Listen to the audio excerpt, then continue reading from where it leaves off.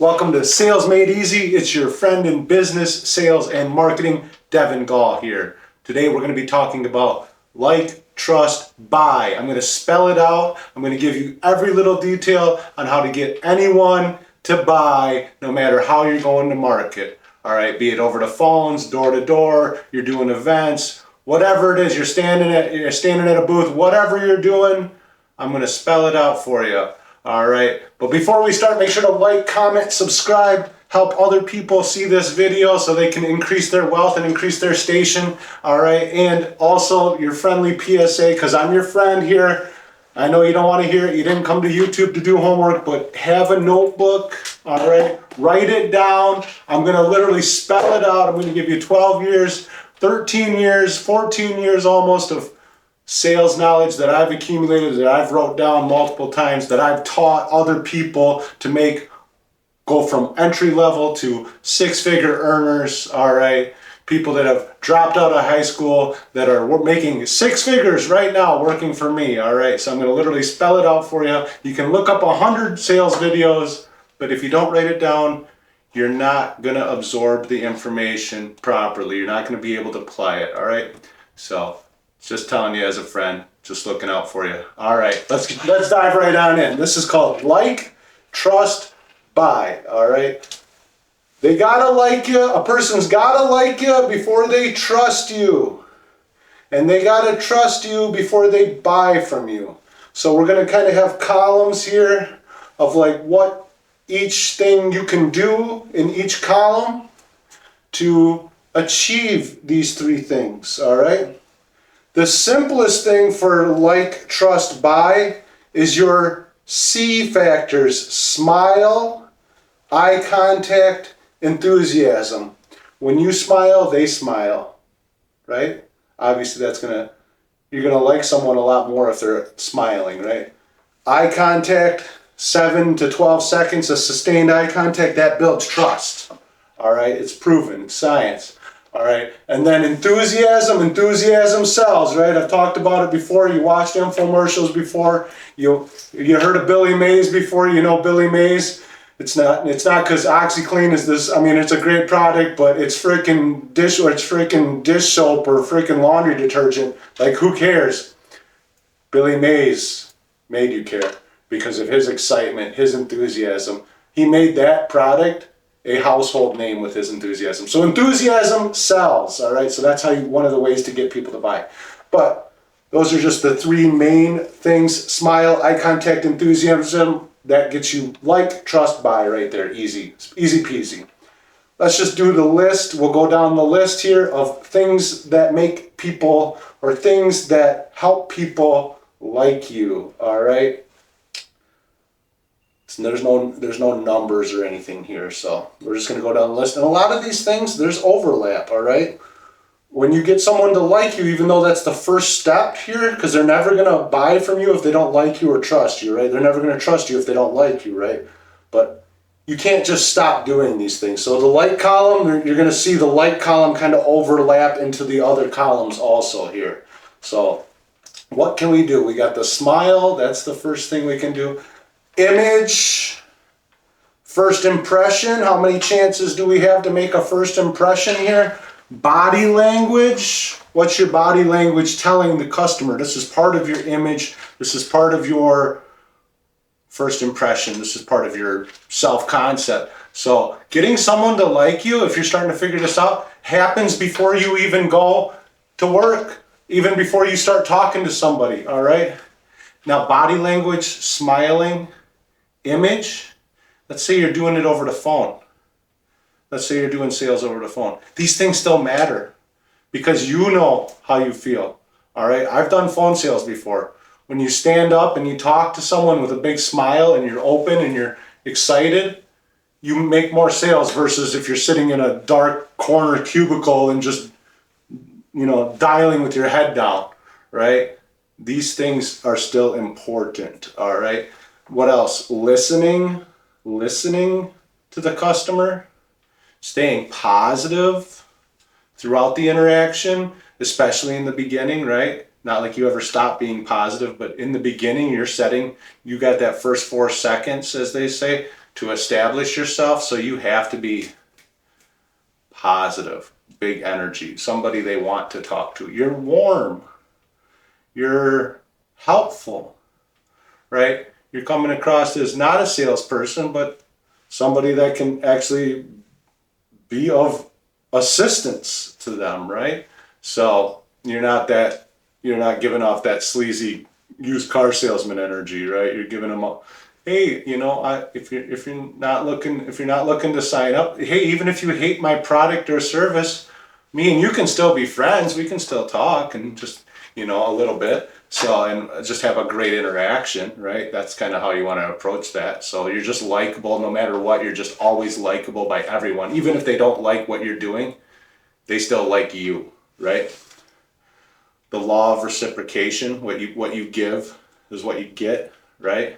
So what are you putting out there? Are you going above and beyond? Are you doing just the bare minimum? Well, that's what you're going to get back in return, right? Are you going above and beyond? That's what you're going to get back in return, right? So a genuine compliment, I don't like fake compliments.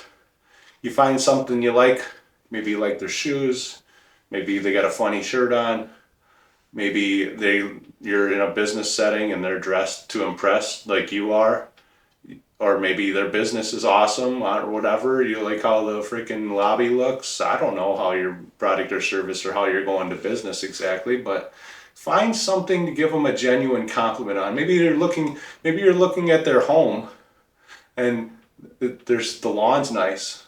They worked hard to do that, or they paid someone to make it look nice. Like give them a genuine compliment, right? And guess what? They took their time to do whatever it is that you're complimenting, so they're really gonna feel that. They're gonna really like that. Talk baseball. These are things to get people to like you. What's talk baseball? That means talk about something besides your product or your service. Talk about something besides the benefits or the incentives or whatever point you are in the sale. Just like take a step back and just talk about something like human to human, like a friend would talk about, like whatever, fishing or something, or cars, or like sports, or like whatever. Like find some thing during the rapport building phase that you can build that connectedness on. And then that's going to kind of lead into building trust, right? So that's your like column. There are many other things you can do to build likability, but I'm just giving you a nice comprehensive list of things you can do, actionable items that you can take out there in the field today and actually start being more likable. All right, now we're moving into trust. All right, building trust, eye contact, 7 to 12 seconds. I'm gonna give you a little secret. Maybe you're not great at eye contact. Just look them right in the right eye. Look them dead in the right eye first. Not like super like weird, crazy tilted head or anything. Like just 7 to 12 seconds of sustained eye contact. That's going to build some trust. All right.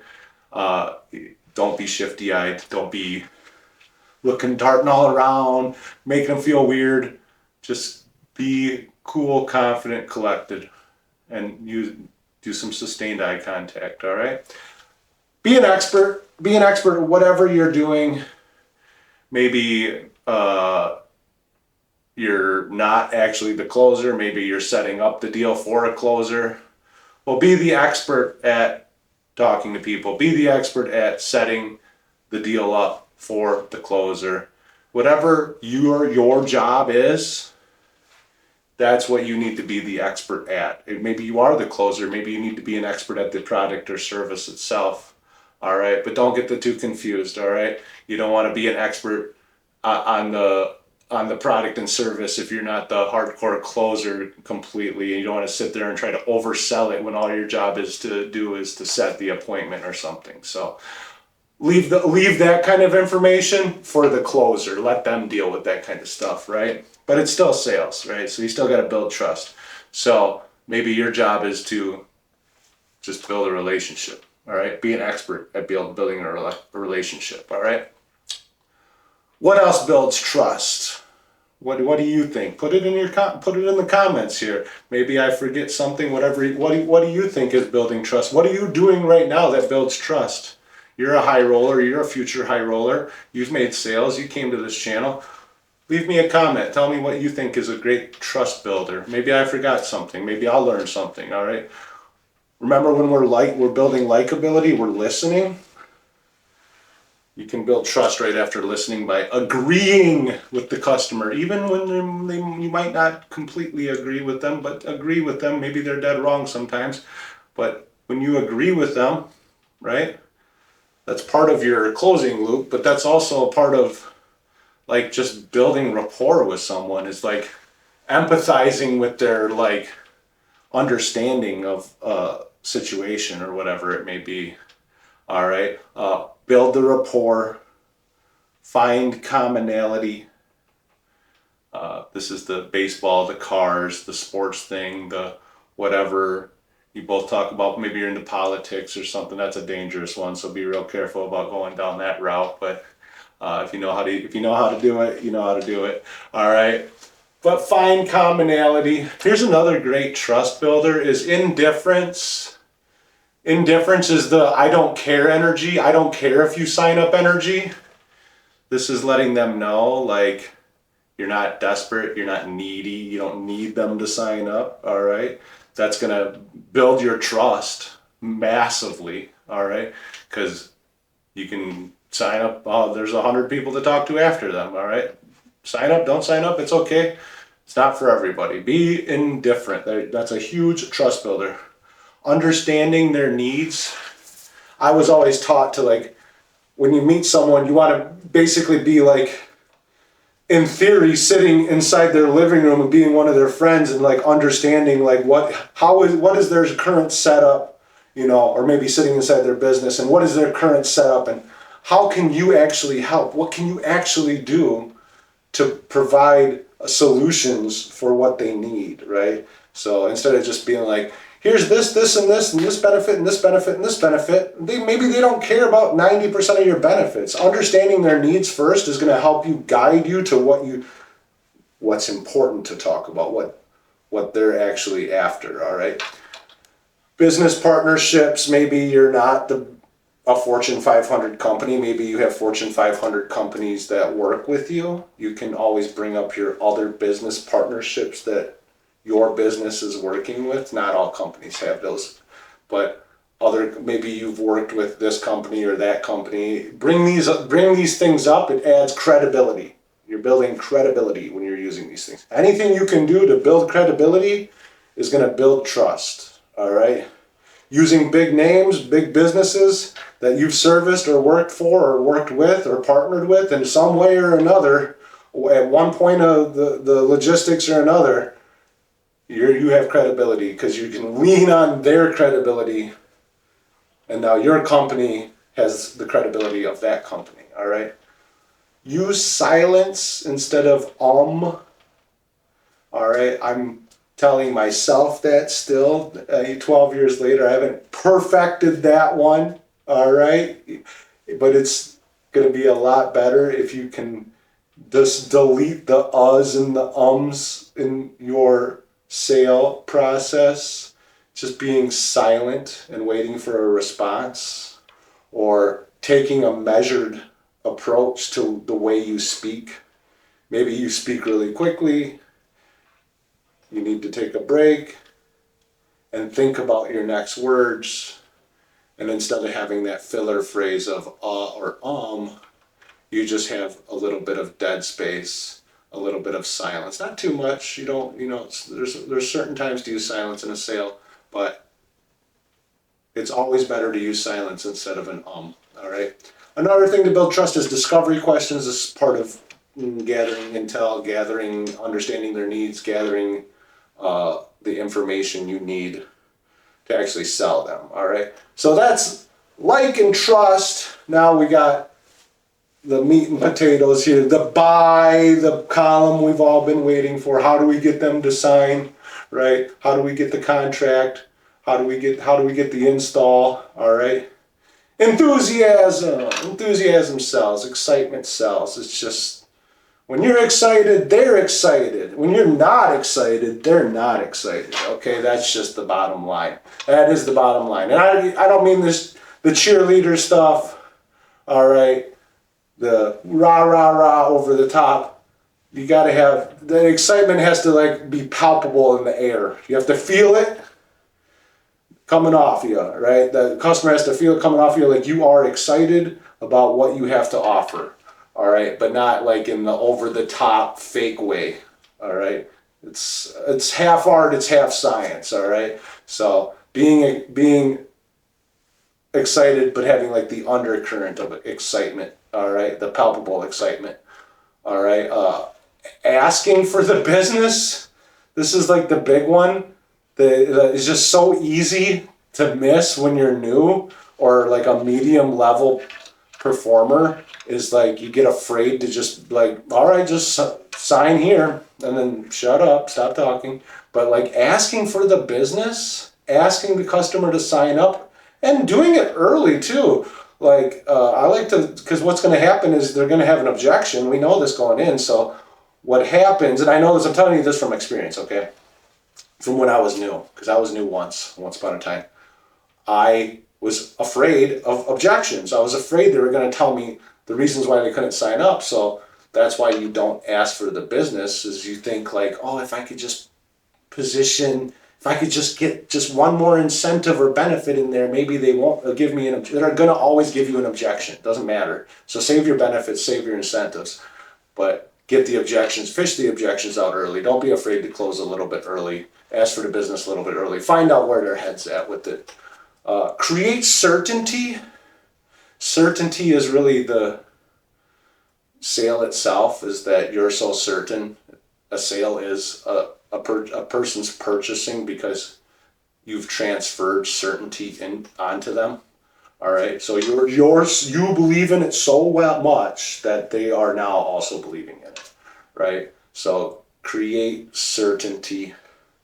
And it's through these types of things that we're doing, being sharp, being an expert, asking for the business, not being afraid of objections. These kind of things are creating certainty, eye contact, not being shifty-eyed, right? Understand pain points. During the gathering intel portion of this presentation, we've identified some pain points. And we've also identified some hot spots. These are like little buttons we can press during the closing phase where we can build the emotion and impulse up a little bit. Because remember, people buy on emotion and justify with logic. People do not buy on logic, all right? They always buy on emotion and then justify it after the fact through logic. So understand their pain points, understand their hot spots, and then you can press these buttons when you're closing the deal. All right. Urgency, cool under pressure, Jones effect, greed. These are things you can lean on. Other people have signed up. 10,000 people have already got it in this area, whatever it is. The other businesses in this, everybody in this industry is moving toward this route. Whatever urgency or greed statement you have, use it. Other people, remember the 3 golden rules of sales. Nobody wants to be sold, everybody wants to buy, and nobody wants to miss out. So that's why we use the Jones effect here, all right? Erase doubts, that's part of creating certainty. It's that seesaw of why can't they buy today versus why should they buy today. And the way you do that is you add reasons why they should buy today, but also simultaneously you're erasing reasons, you're erasing doubts, right? So that seesaw tilts further and further toward the I need to buy today, right? You need to sign the deal today. When you close, stop talking. This is like a golden rule here. I don't know, it's like a platinum rule, triple platinum rule. I don't know what to call it, but you gotta ask for the business and wait. Sometimes you gotta wait a while, all right? Sometimes there's an awkward pause, sometimes there's awkward silence. Sometimes there's really long, awkward silence. You gotta close, Stand on that ground and wait. Wait for them to either come up with a question, come up with an objection, or sign. The big mistake here that people make during the closing phase is they close, there's silence, and the natural human reaction is to fill that silence with benefits and incentives. Don't do that. Don't do that. Just wait. Just let them think. All right. The rule is whoever speaks next is going to lose. All right. Save your bullets. We covered that in one of the last videos. You don't use your benefits. You don't use your incentives all at once. You save them. You use them strategically. You wait for after closing. You wait for their objections, and then you do one bullet at a time, maybe two if you have to, but really sparingly use your incentives and use those kind of things like that. Help them or get them to feel special or get them to feel common, okay? And you can do this with the same person in the same presentation. You can make them feel special about something, and then maybe they have oh, your house is great for this, blah, blah, blah. Or your business is amazing or whatever, blah, blah, blah, blah, blah. Make them feel very special, right? And then also make them feel common when they have those objections. Those objections are like, oh, everybody has those same objections, So special, getting them to feel special, getting them to feel common. Very, very powerful things to help close your deal. And then, unlike this video, you want to keep it short and simple, all right? I gave you a lot of information here. You got to pick out a couple of these things and work on them. You're not going to be able to do all 45 things I just listed off here all at once, all right? You got to keep it short and you got to keep it simple.